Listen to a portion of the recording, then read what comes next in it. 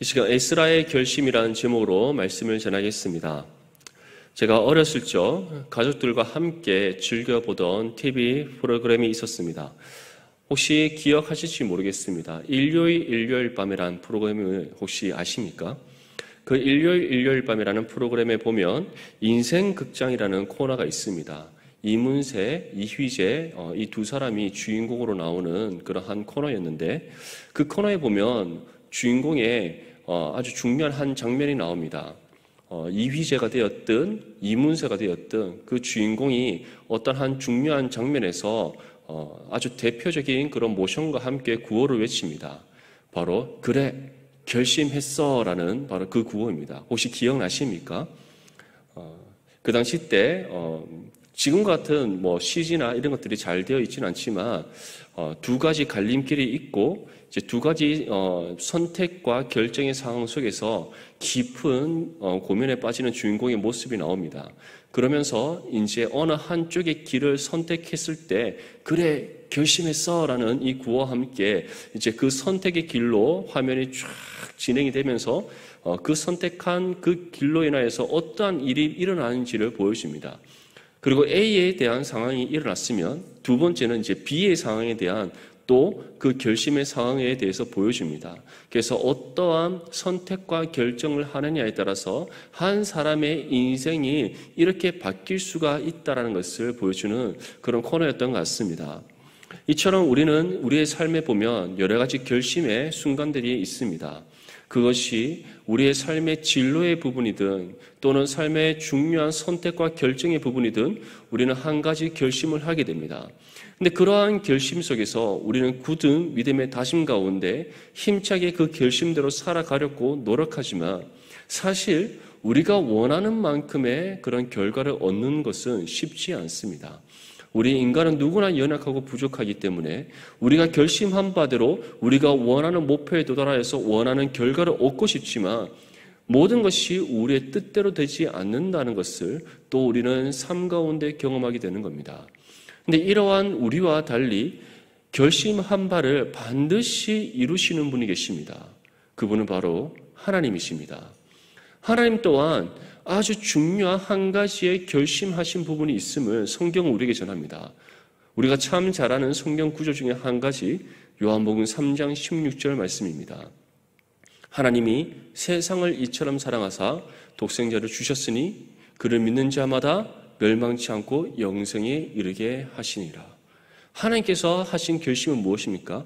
하나님이 세상을 이처럼 사랑하사 독생자를 주셨으니 이는 그를 믿는 자마다 멸망치 않고 영생을 얻게 하시는, 바로 하나님께서 그 뜻을 이루시고자 결심하셨다는 겁니다. 결심한 바대로 누구를 이 땅 가운데 보내셨습니까? 자신의 독생자이신 예수 그리스도를 이 땅 가운데 보내셨습니다. 그리고 하나님의 독생자인 예수님 또한 아주 중요한 결심을 하셨습니다.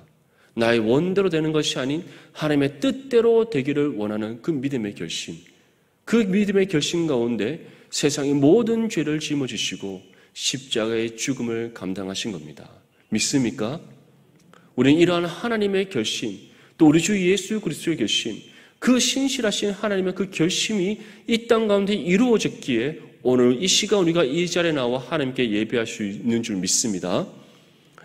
하나님께서는 이러한 원대한 구원의 역사에 대한 결심뿐만 아니라 우리의 개인의 삶 가운데도 우리를 향한 하나님의 결심이 있다는 사실을 기억할 수 있기를 바랍니다.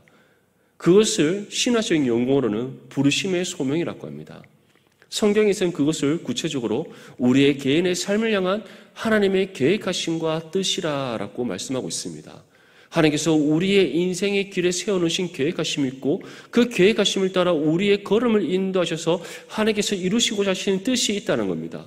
그런데 그것을 하나님께서는 반드시 이루시고자 결심하셨고 그 결심한 바를 반드시 또 성취하시는 신실하신 하나님이시기에 우리의 삶을 통해 이루시고자 하시는 하나님 뜻이 반드시 이 땅 가운데 이루어진다는 것, 그것이 바로 성경이 우리에게 전하는 진리입니다. 이스라엘의 역사 가운데서도 이러한 하나님의 결심은 나타납니다. 하나님께서는 아브라함에게 약속을 주셨습니다. 내가 너를 큰 민족을 이루게 하겠다. 그것이 가까운 미래에는 이스라엘에는 한 민족이고 또 먼 미래에는 우리 주 예수 그리스도를 통해 구속의 사역이 성취된 이후에 하나님께서 예배하신 모든 영혼들이 주님의 품으로 돌아오는 그 놀라운 구원의 역사입니다. 하나님께서는 이 놀라운 은혜의 역사를 자신이 결심한 바대로 이루신 분이십니다. 모세에게도 어떠한 결심을 보이셨습니까? 내가 너로 나의 민족을 건져내어 약속의 땅 가나안에 이르게 하겠다. 하나님께서는 그 결심한 바를 민족의 지도자인 이스라엘의 그 민족의 지도자인 모세를 통해 이루신 하나님이십니다. 여호수아에게는 어떠한 결심을 보이셨습니까? 내가 너에게 모세를 통해 가르쳐 준 그 율법을 너의 입술에서 떠나지 말게 하고 내가 너에게 분부한 모든 것을 다 지켜 행하라. 그러면 내가 너와 항상 함께 할 것이고 너의 길이 평탄하게 될 것이다. 무엇보다 약속의 가나안 땅을 너희가 얻게 될 것이다 라고 말씀하셨습니다. 그리고 하나님께서는 이 결심한 바대로 여호수아를 이끄셨고 여호수아와 함께 가나안 땅을 정복하러 들어간 이스라엘 백성들을 통해 약속의 땅 가나안을 얻게 하시는 은혜를 주셨습니다.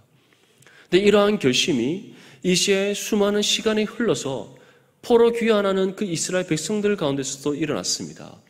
하나님께서는 주전 586년 그 예루살렘이 멸망하던 그때에 선지자 예레미야에게 말씀하셨습니다. 내가 70년 후에 너의 민족을 다시 회복시킬 것이다. 하나님께서는 이 말씀대로 이제 주전 537년에 바사왕 고레스를 통하여서 이스라엘 백성들이 포로 귀환하게 하십니다. 그리고 정확하게 70년 뒤인 주전 516년에 예루살렘 성전의 완공을 통한 봉헌식과 유월절과 무교절을 지키는 것을 통해 하나님께서 예레미야 선지자에게 예언하신 이스라엘의 회복의 은혜의 역사를 일으키셨습니다. 이것이 무엇을 보여줍니까? 하나님의 그 결심은 반드시 이루어진다는 것. 이것이 바로 신실하신 하나님이시요 완전하신 하나님이라는 사실을 분명히 믿을 수 있기를 축복합니다.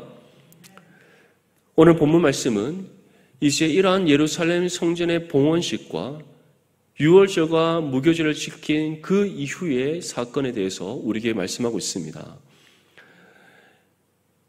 바사왕 다리오 때 하나님께서는 그 섭리하심의 은혜 가운데 예루살렘 성전이 완공되게 하셨습니다. 그 은혜의 감격과 기쁨 가운데 이스라엘 백성들은 하나님의 은혜에 감사함으로 성전 봉헌식을 올려드렸고 이 시에 대제사장들과 또 레위 사람들과 또 성전을 일을 돕는 그런 많은 사람들의 도움 가운데 유월절을 함께 지키며 이제 진정으로 하나님의 그 회복의 은혜의 역사가 그들 가운데 임했음을 기념하는 그런 절기를 그들이 지켰습니다. 그 일 이후에 이제 많은 시간이 흐르게 됩니다. 그러고 난 뒤에 오늘 본문 1절 말씀에 다음과 같이 말씀합니다. 우리 함께 읽겠습니다. 시작. 이 일 후에 바사왕 아닥사스다가 왕위에 있을 때에 에스라라 하는 자가 있으니라. 그는 스라야의 아들이요 아사라의 손자요 hil기야의 증손이라. 아멘. 지금 바사왕 다리오 다음에 이어지는 왕은 바사왕 아수에로입니다. 그리고 그 뒤에 이어지는 왕이 바로 바사왕 아닥사스다입니다. 이것은 다리오 왕으로부터 지금 이 다리오 왕 다음에 아수에로, 그 다음에 아닥사스다라는 것은 바로 다리오 왕으로부터 2대가 흘러갔음을 우리에게 보여주는 겁니다. 그것은 바로 지금 유월절과 무교절 그리고 성전 봉헌식을 행했던 그때로부터 많은 시간이 흘렀다는 것을 우리에게 보여주고 있고, 이러한 긴 시간 이후에 이제 제2차 포로 귀환이 이루어졌음을 우리에게 말씀하고 있습니다. 그런데 이러한 제2차 포로 귀환 때 중심이 되는 한 사람이 있었습니다. 그 사람이 누구라고 말씀합니까? 바사왕 아닥사스다가 왕위에 있을 때 에스라라 하는 사람이 있었다라고 말씀하고 있습니다. 이것은 곧 지금 이제 제2차 포로 귀환 때는 누구를 중심으로 하나님께서 이 사건을 이끌어가고 있음을 우리에게 말씀하는 겁니까? 학사 에스라를 통해서 이 사건을 이끌어간다는 것을 우리에게 보여주고 있습니다. 제1차 포로 귀환 때 이 포로 귀환을 이끌었던 지도자는 스룹바벨입니다. 그리고 그와 함께 있던 대제사장 예수아입니다. 그런데 지금 제2차 포로 귀환은 오직 한 사람의 이름만 언급됩니다. 학사 에스라. 그 이유가 무엇인지에 대해서 바로 이어지는 본문 말씀, 다시 말해 학사 에스라가 누구의 후손인가에 대한 그의 계보를 통해서 왜 학사 에스라를 중심으로 하나님께서 지금 이 2차 포로 귀환을 이끄시고 계신지를 우리에게 보여주고 있습니다. 2절부터 4절까지 보면 계속해서 살룸의 현손이요 사덕의 5대손이요 하면서 그의 조상이 누구인지 나오다가 5절 말씀에 다음과 같이 말씀합니다. 우리 함께 읽겠습니다. 시작. 아비수아의 13대 손이요 비느하스의 14대 손이요 엘르아살의 15대 손이요 대제사장 아론의 16대 손이라. 아멘. 이것을 통해 우리는 무엇을 알 수 있습니까? 학사 에스라는 하나님께서 처음 기름 부어 세웠던 이스라엘의 대제사장인 아론의 직계 후손이라는 것을 우리에게 보여주고 있는 겁니다. 아론의 아들 엘르아살, 그의 아들 비느하스, 그리고 그의 아들 아비수아를 비롯해서 쭉 이어지는 지금 대제사장의 계보가 누구에게까지 이어지고 있습니까? 학사 에스라에게까지 이어지고 있다는 겁니다. 이것을 우리에게 말씀하는 이유가 있습니다. 제1차 포로 귀환 때 스룹바벨과 함께 있던 사람 중에 한 사람이 대제사장 예수아입니다. 그런데 그들의 시대가 지나고 이제 긴 시간이 흘렀습니다. 그런데 지금 6장에서 7장으로 넘어오면서 그 이후에 그들을 누가 영적으로 이끌었는지, 그들을 이끈 영적 지도자가 누가 있었는지에 대한 언급이 없습니다. 그 언급이 없는 이유는 무엇이겠습니까? 그들을 실제적으로 대제사장 예수와 이후에 이끌었던 영적 지도자가 없었다는 것을 의미하는 겁니다. 그러면서 이제 하나님께서 예비한 한 사람이 등장합니다. 대제사장 아론의 직계 후손이요 하나님께서 예비하신 진정한 참된 영적 지도자인 학사 에스라가 등장하고 있는 겁니다. 이와 함께 에스라에 대한 소개를 다음과 같이 말씀합니다. 본문 6절 말씀에 이 에스라가 바벨론에서 올라왔으니 그는 이스라엘의 하나님 여호와께서 주신 모세 율법에 익숙한 학자로서 그의 하나님 여호와의 도우심을 입음으로 왕에게 구하는 것은 다 받는 자이더니.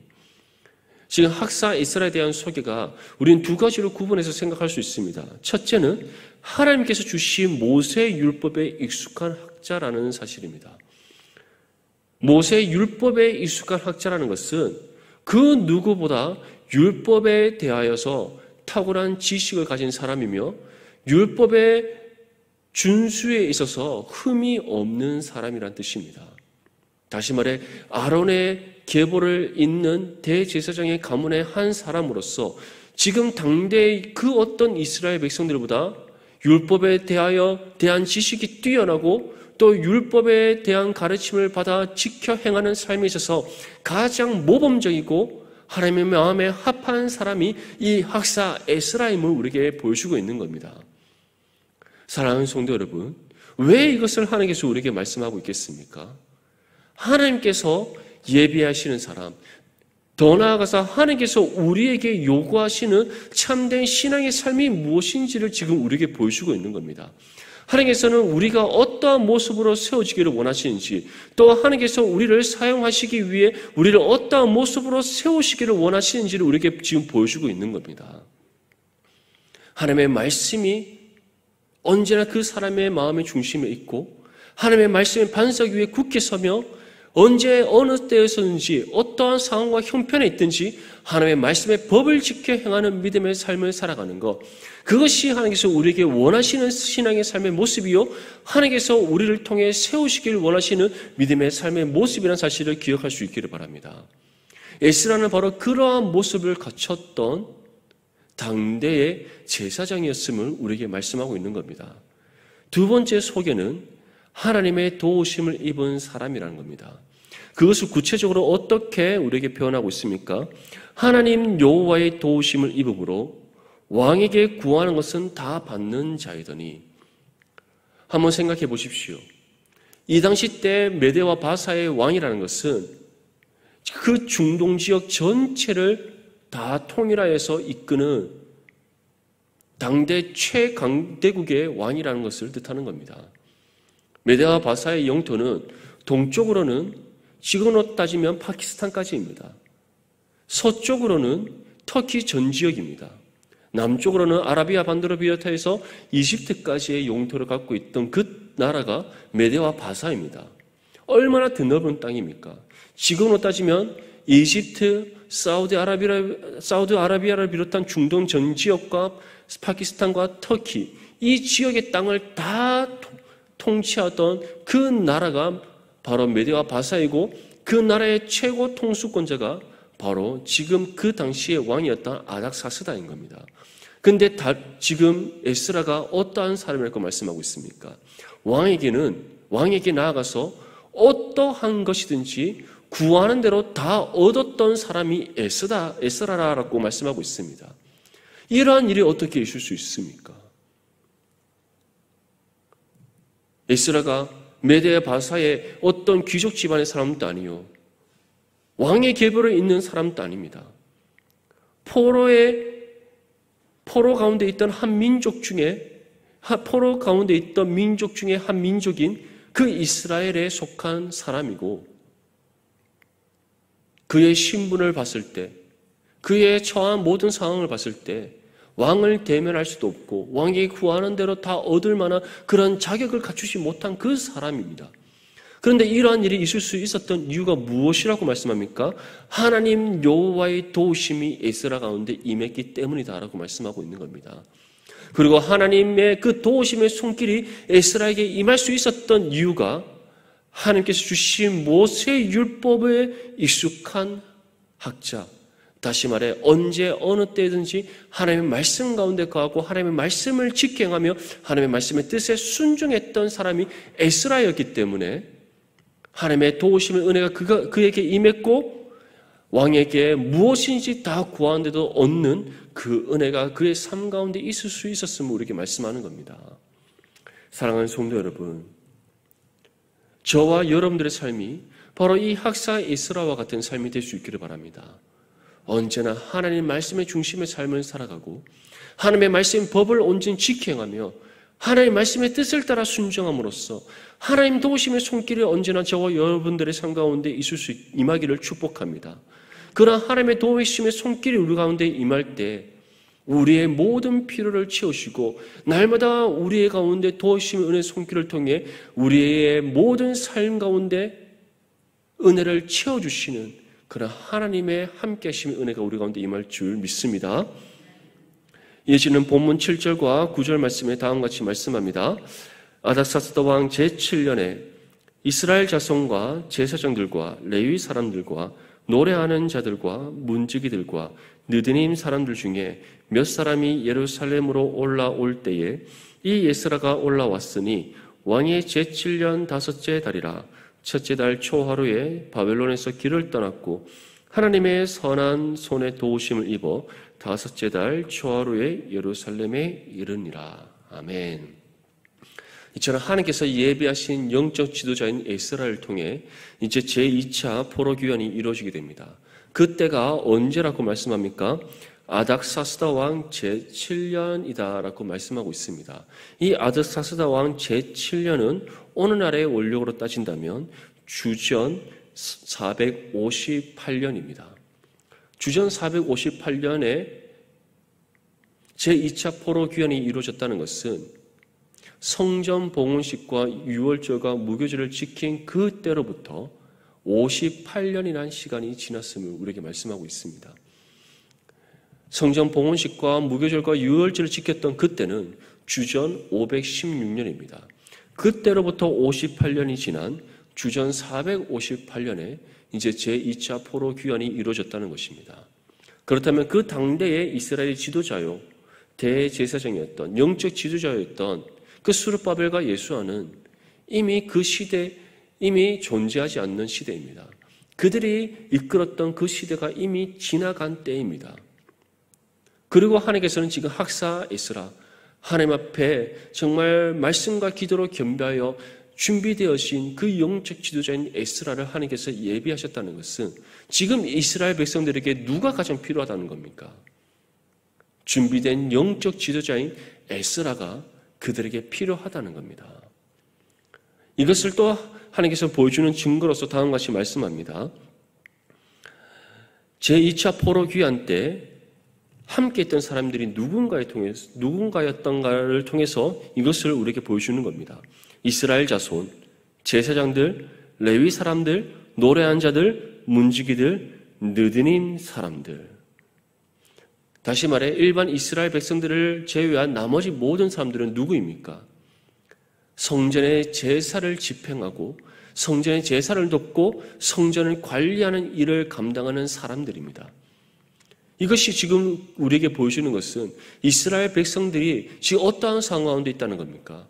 하나님 앞에과의 예배, 하나님을 향한 그 예배가 온전히 들어지지 않고 하나님께서 그 이전에 스룹바벨과 예수아를 통해서 세웠던 예루살렘 성전이 하나님의 그 뜻을 따라 바르게 관리되지 않고 있었다는 것을 보여주는 겁니다. 하나님께서는 이제 다시 성전을 새롭게 정화하시고 이스라엘 백성들의 예배의 회복과 신앙의 회복을 일으키시기 위해 그들에게 정말 진정으로 필요한 영적 지도자인 에스라를 비롯한 이제 그를 도울 레위 사람들, 제사장들, 그리고 성전 문지기들, 느드님 사람들을 함께 지금 제2차 포로 귀환에 속하여서 이스라엘 땅으로 보내는 겁니다. 특별히 여기서 느드님 사람들이라는 것은 바로 성전 노예들을 가리킵니다. 성전에서 번제를 드릴 때 사용할 나무를 준비하거나 물두멍에 물을 채워넣거나 또는 성전의 관리에 필요한 모든 것들을 이제 도맡아서 일하는 그 사람들을 가리킵니다. 이를 통해서 하나님께서는 우리에게 분명히 보여주는 겁니다. 하나님께서는 그 무엇보다 하나님을 예배하는 일에 가장 관심을 두고 계신다는 것, 그것을 가장 중요하게 여기신다는 것, 우리의 신앙의 삶에 있어서 가장 우선되어야 되는 것이 하나님의 중심의 삶이요, 하나님과의 예배를 통해서 하나님과 날마다 교통하는 그것을 하나님께서 가장 중요하게 여기신다는 것을 우리에게 보여주고 있는 겁니다. 사랑하는 성도 여러분, 하나님께서는 지금 이스라엘 백성들에게 무엇이 필요한지를 가장 잘 아셨습니다. 그리고 하나님께서는 이제 제2차 포로 귀환을 통해서 무엇을 지금 행하실 것인지를 우리에게 보여주고 있습니다. 이스라엘 백성들에게 가장 필요한 것은 그들을 다시 영적으로 회복시켜서 하나님과 온전히 하나됨을 이루는 그 관계 속으로 나아갈 수 있도록 그들을 이끌어갈 영적 지도자가 필요함을 아셨습니다. 그래서 하나님께서는 그 당시에 가장 뛰어난 영적 지도자인 에스라를 준비하셨고 또 그를 통해 영적 회복을 일으키시기 위해 제2차 포로 귀환하는 그 무리들 속에 제사장을 비롯한 성전 관리와 제사를 돕는 사람들을 함께 보냈던 겁니다. 그 당시에 이스라엘 백성들뿐만 아니라 오늘날 이 시대에 세워진 교회 또한 마찬가지입니다. 교회는 예배 공동체입니다. 믿습니까? 교회가 존재하는 이유는, 교회가 존재하는 1차적인 이유는 하나님을 예배하기 위해서입니다. 신앙의 교제는 예배가 우선되어지고 그 예배가 하나님과의 관계 속에서 바르게 확립되고 난 이후의 문제입니다. 예배가 하나님 앞에 온전히 들어지지 않고 예배를 통해서 우리가 신앙의 하나됨을 이루지 않은 상태에서는 결코 아름다운 신앙의 교제가 이루어질 수 없다는 사실을 기억할 수 있기를 바랍니다. 교회가 감당하는 사역도 마찬가지입니다. 구제를 하든 또는 교사로서 섬기든 직분을 우리가 부여받은 직분으로서 교회를 섬기든 그것은 그 이후의 문제, 한마디로 하나님과의 우리와의 그 예배의 관계가 바르게 확립되고 난 이후의 문제입니다. 우리가 하나님 앞에 온전한 예배로 영광 올려드리는 그러한 예배 공동체로 우리가 세워지지 않고서는 우리가 그 어떠한 열심으로 섬기든 우리가 어떠한 열심으로 직분을 가지고서 교회를 섬기고 구제를 하고 또한 우리가 여러 가지 선한 일을 감당하든 그것이 하나님과 상관없는 일이 될 수 있다는 사실을 기억할 수 있기를 바랍니다. 하나님께서는 한 몸이는 모든 지체들에게 각자의 은사대로 직분을 주셨습니다. 각자의 모양대로 하나님께서 섬김의 자리를 허락하셨습니다. 그리고 우리의 이 예배의 공간을 하나님께서 채우게 하셨습니다. 그 이유가 무엇인 줄 아십니까? 각자 받은 은사대로 또 하나님께서 주신 직분을 따라 한 몸이란 지체들이 함께 모여 하나님을 예배하기 위해서인 줄 믿습니다. 그리고 그러한 예배 가운데 하나님께서는 그러한 예배를 하나님 앞에 온전히 드려질 수 있도록 그러한 교회를 이끌어갈 영적 지도자로 목회자를 세우신 겁니다. 그래서 목회자에게는 세 가지의 역할이 있습니다. 제사장의 역할, 선지자의 역할, 목자의 역할입니다.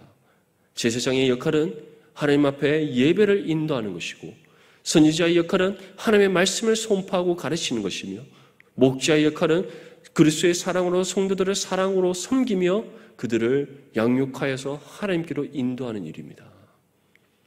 그러한 목회자를 중심으로 한 몸이란 지체가 함께 모여 하나님 앞에 영광의 예배를 올려드릴 때 우리는 하나님과 바른 영적인 관계를 확립할 수 있습니다. 그러한 예배 공동체로 서셔서 하나님과 바른 영적인 관계가 회복되어질 때 우리 안에서 신앙의 아름다운 교제가 이루어질 수 있고 하나님께서 우리를 통해 이루시고자 하시는 그 뜻이 이 땅 가운데 이루어질 수 있는 겁니다. 지금 이스라엘 백성들 가운데도 마찬가지입니다. 예루살렘 성전이 완공되고 하나님 앞에 영광의 그 복원식과 유월절과 무교절이 지켜지고 난 이후에 그들이 어떻게 하나님과 관계를 맺고 살아왔는지에 대한 기록이 없습니다.